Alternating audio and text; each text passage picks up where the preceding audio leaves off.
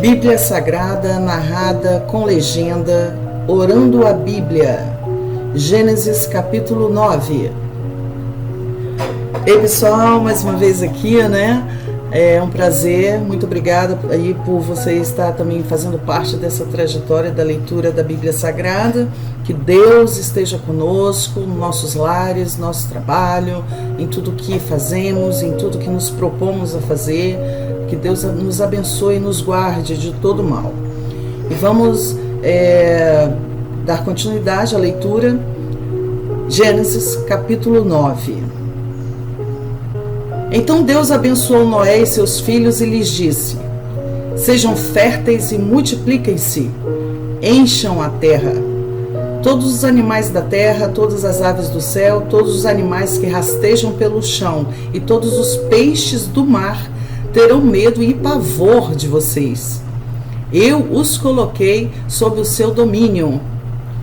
Assim como dei a vocês os cereais e os vegetais por alimento, também lhes dou os animais.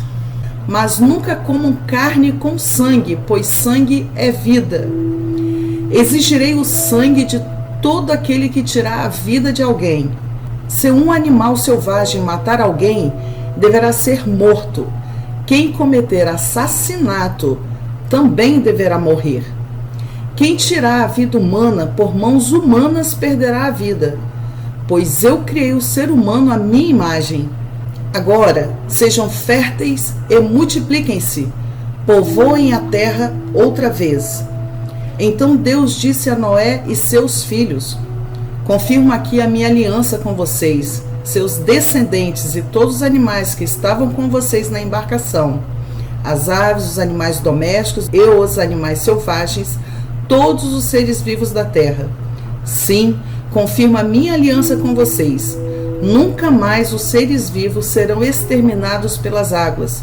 Nunca mais a terra será destruída por um dilúvio. Então Deus disse: eu lhes dou um sinal da minha aliança com vocês e com todos os seres vivos para todas as gerações futuras. Coloquei o arco-íris nas nuvens. Ele é o sinal da minha aliança com toda a terra. Quando eu enviar nuvens sobre a terra, nelas aparecerá o arco-íris e eu me lembrarei da minha aliança com vocês e com todos os seres vivos. Nunca mais as águas de um dilúvio destruirão toda a vida. Ao olhar para o arco-íris nas nuvens, eu me lembrarei da aliança eterna entre Deus e todos os seres vivos da terra. Então Deus disse a Noé: este arco-íris é o sinal da aliança que confirmo com todas as criaturas da terra. Os filhos de Noé que saíram da arca com o pai foram Sem, Cã e Jafé. Cã é o pai de Canaã. Desses 3 filhos de Noé, vêm todas as pessoas que agora povoam a terra. Depois do dilúvio, Noé começou a cultivar o solo e plantou uma videira. Certo dia, bebeu do vinho que ele próprio havia produzido. Ficou embriagado e foi deitar-se nu em sua tenda. Cã, pai de Canaã, viu que seu pai estava nu e saiu para contar aos irmãos. Então Sem e Jafé pegaram um manto e o colocaram sobre os ombros. Em seguida, entraram na tenda de costas e, olhando para o outro lado, a fim de não ver a nudez do pai, cobriram-no com o manto. Quando Noé se recuperou da bebedeira e descobriu o que Cã, seu filho mais novo, havia feito, exclamou: maldito seja Canaã, que ele seja o servo mais insignificante de seus parentes. E disse ainda: bendito seja o Senhor, o Deus de Sem, e que Canaã seja servo de seu irmão. Que Deus amplie o território de Jafé, que Jafé compartilhe da prosperidade de Sem, e Canaã seja seu servo. Depois do dilúvio, Noé viveu mais 350 anos. Viveu ao todo 950 anos. e morreu. Pessoal, que capítulo assim, repleto de novidades e do poderio de Deus, com certeza. Então aqui, Deus abençoou Noé, né, deu ordens para que ele gerasse filhos e crescesse em número. Seu objetivo deveria ser encher a terra, né, a mesma ordem dada a Adão, lá em Gênesis 1, 28. Ambos receberam fonte de alimento com restrições, tanto Adão como Noé. E, além disso, o Senhor fez com ele um pacto. Uma novidade nesta era, a obediência seria recompensada com promessas. Então o Senhor já inicia aí as promessas maravilhosas do Senhor para nossas vidas. Então o dilúvio, com certeza, causou impactos assim, inclusive psicológicos, né? A humanidade pôde olhar para isso e perceber que Deus não se importa com o que ele criou, mas é um erro. A primeira proibição que o Senhor faz a Noé é com relação ao assassinato, pois o ser humano é a imagem e semelhança de Deus. A aliança com Noé fez estabilizar a natureza e colocar a vida como algo de valor e que deve ser preservado. Isso teoricamente seria possível porque o pensamento destrutivo do primeiro Gênesis havia morrido junto com os inimigos de Deus.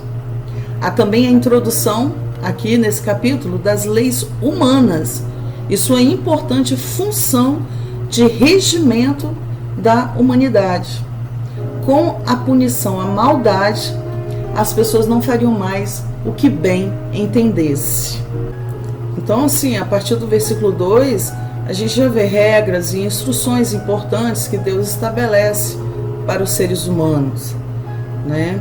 Então, Deus autoriza uma expansão na dieta humana, que poderiam se alimentar de tudo, inclusive dos animais. Parece que alguns estudiosos sugerem que anteriormente a dieta padrão dos homens era o vegetarianismo.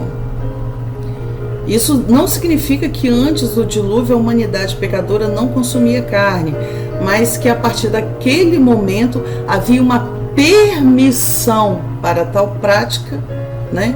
E com uma orientação do Senhor, que muitos julgam pessoas que às vezes comem iguarias feitas de sangue, que na roça as pessoas criticam muito quem gosta de chouriço, por exemplo, ou galinha molho pardo.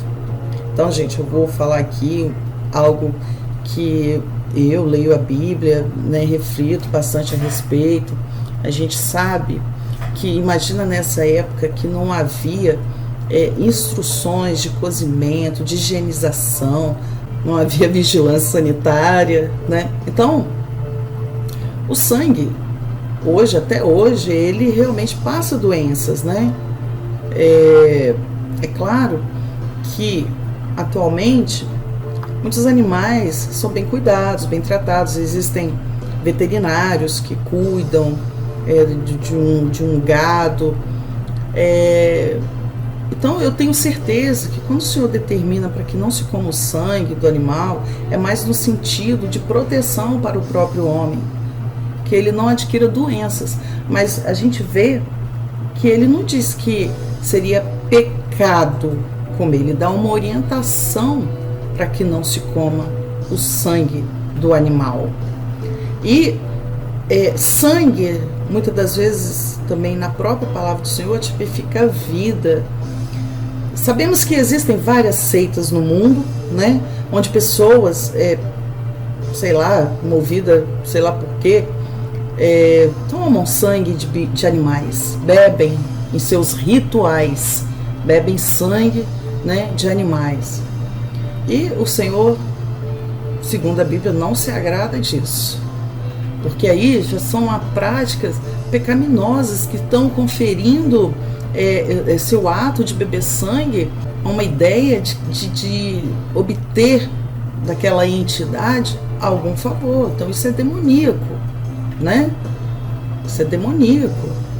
Quando o Senhor, ele orienta aqui a Noé, então, ó, no versículo 3, né? Assim como dei a vocês os cereais e os vegetais por alimento, também lhes dou os animais. Mas nunca comam carne com sangue, pois sangue é vida. Porque se o sangue é vida, o Senhor pode estar também dando a orientação seguinte: não coma animais ainda com vida, né? Existem muitas pessoas que querem condenar quem gosta de carne. Eu particularmente adoro carne. Já tentei várias vezes optar por ser vegano, por ser vegetariano. Até o veganismo eu tentei e não consegui não. Requer muita disciplina e, sinceramente, o meu organismo sente falta de carne. E gosto de chouriço também. Porque mais adiante a gente vai ler lá Paulo falando, né, que não comamos alimentos ofertados a demônios.